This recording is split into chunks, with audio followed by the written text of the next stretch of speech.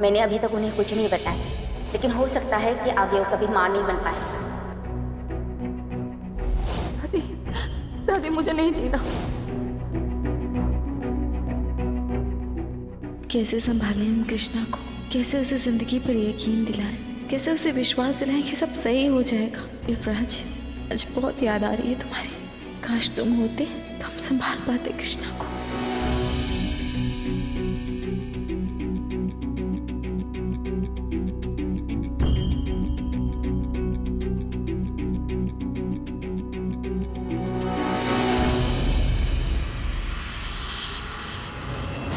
सुहानी!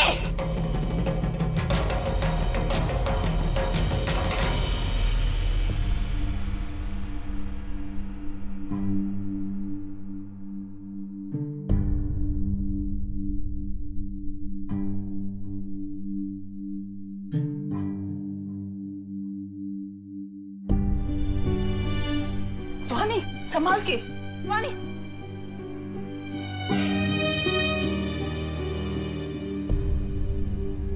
Careful सुहानी, अभी गिर जाती थी तुम। इतना बड़ा परिवार है हमारा, कैसे गिर जाते हैं?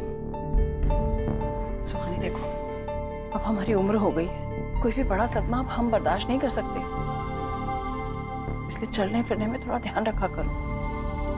जी दादी।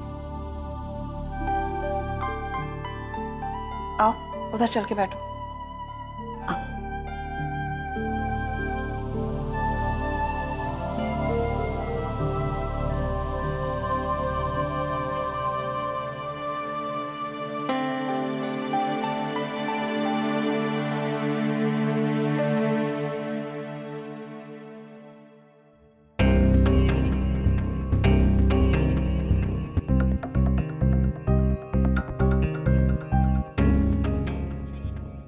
आरती लीजिए।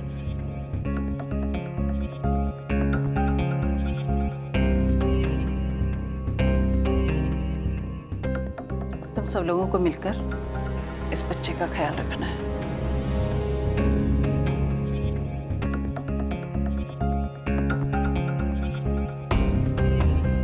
अरे क्या हुआ, रो क्यों रही हो? हम सब वही कर रहे हैं ना जो तुम चाहती हो। हाँ, पता नहीं क्या हो गया है। दुखी होते हैं तो भी रोते हैं, और जब खुश होते हैं तो भी रोते हैं। भाभी, वो सुहानी का हंसने रोने का कार्यक्रम फिर से शुरू हो गया। ओह प्लीज सुहानी, मैं अपने टैंट्रम्स बर्दाश्त कर सकती हूँ, लेकिन तुम्हारे बिल्कुल भी नहीं।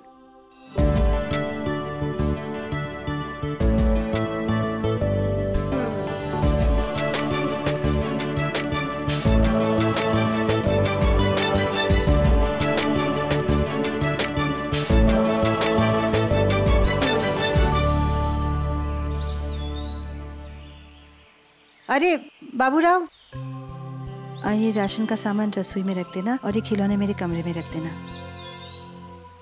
संयम, रुको, मुझे कुछ बात करनी है तुमसे। जी बोलिए।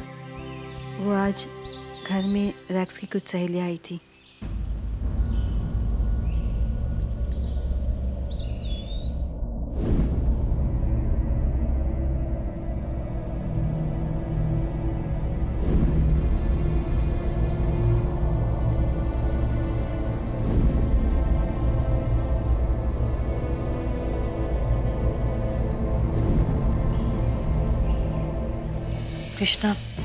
कृष्णा को बहुत बुरा लगा संयम, वो अंदर से टूट रही थी। दादी, हम ये सब बर्दाश्त क्यों कर रहे हैं? रैग्स और बड़ी दादी को किसने हक दिया कि वो ऐसे बिहेव करे? संयम बेटा, वो जो कुछ भी कर रहे वो अपनी सोच के हिसाब से कर रहे हैं। वो कभी ये समझ नहीं पाएंगे कि सुहानी ये सब क्यों कर रही है। इसमें समझना क्या है दादी? वो बच्चा युवराज और माँ का है। माँ ने अभी युवान को खोया और युवराज भी चले गए। वो बच्चा उन दोनों की कमी पूरी करेगा दादी। इसका जवाब तुम खुद सुहानी से पूछ लो, या फिर थोड़ा इंतजार कर लो, वो अपने आप बता देगी। लेकिन तब तक घर में टेंशन का माहौल बना रहेगा, लड़ाई झगड़े होंगे। पर हमें शांत रहना होगा संयम, एक दूसरे का सहारा बन के रहना होगा। अभी अभी हमने अपने बेटे को खोया है, लेकिन एक मिनट भी उसका शोक नहीं मना पाए। खैर, जिंदगी में पीछे मुड़कर रोने से बेहतर है कि आने वाली खुशियों पे ध्यान दें। मैं आपकी बात समझता हूँ। अगर समझ रहे हो बेटा, तो ये भी समझो कि कृष्णा की हालत बहुत नाजुक है। अभी अभी उसका शरीर और मन माँ बनने के लिए तैयार हुए ही थे कि उसे सुख छीन लिया गया। अपने अंदर के खालीपन से उभर नहीं पा रही है वो।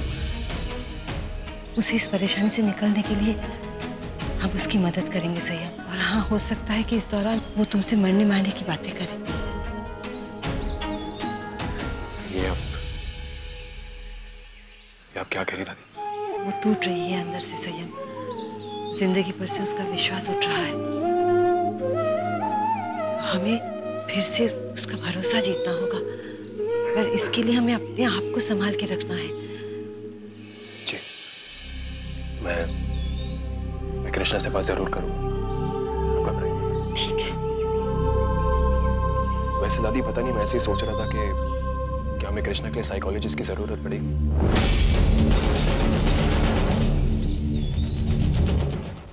संयम, ये बात तो है कि कृष्णा को किसी से बात करने की ज़रूरत है।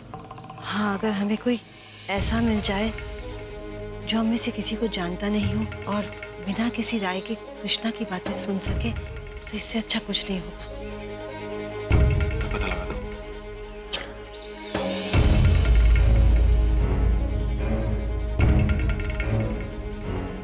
क्यों?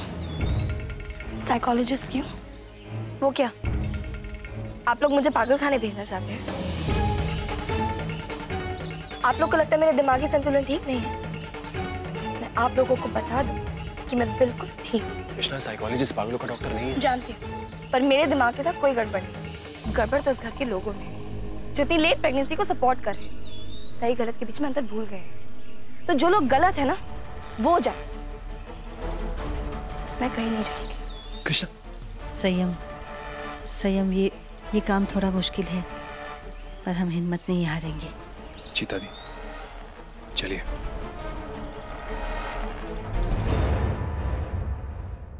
दादी, ये लीजिए।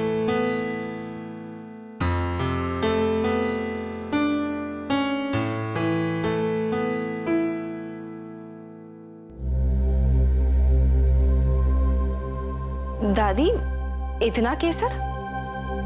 हाँ, ये सुहानी के लिए है। दादी, लेकिन इतना ज्यादा केसर? ये हमारा युवराज है ना, तो हमें करने दो जो करना है। दो उसे।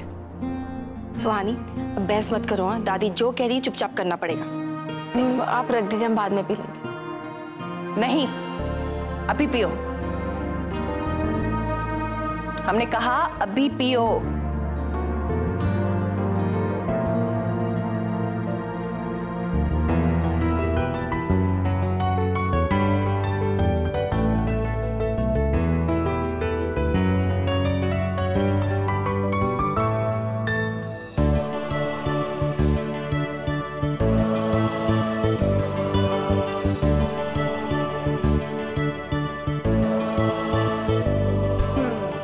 प्रतिमा, आज से तुम्हारी ड्यूटी है इसे बादाम खिलाने की, ताकि सुहानी में जान आए। और ये सैफरन वाला दूध इसे पिलाना, ताकि बच्चे में निखार आए। दादी, बस सूरत और सीरत का हमें ये भाषण नहीं सुनना। हमें सूरत निखारने दो, तुम सीरत सिखा देना।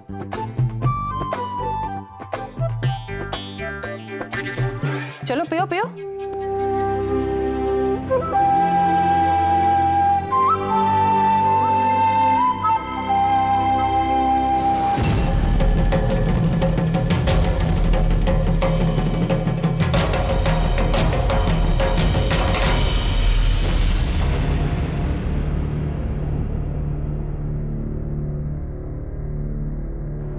मुझे अपनी बेटी का ना सानिया रखना था। मैं उसे इस दुनिया की सारी खुशियां देना चाहती थी, पर अच्छा हुआ कि वो दुनिया में आई ही नहीं, वरना उसे भी इसी तरह नकार दिया जाता। इस तरह मुझे नकार दिया।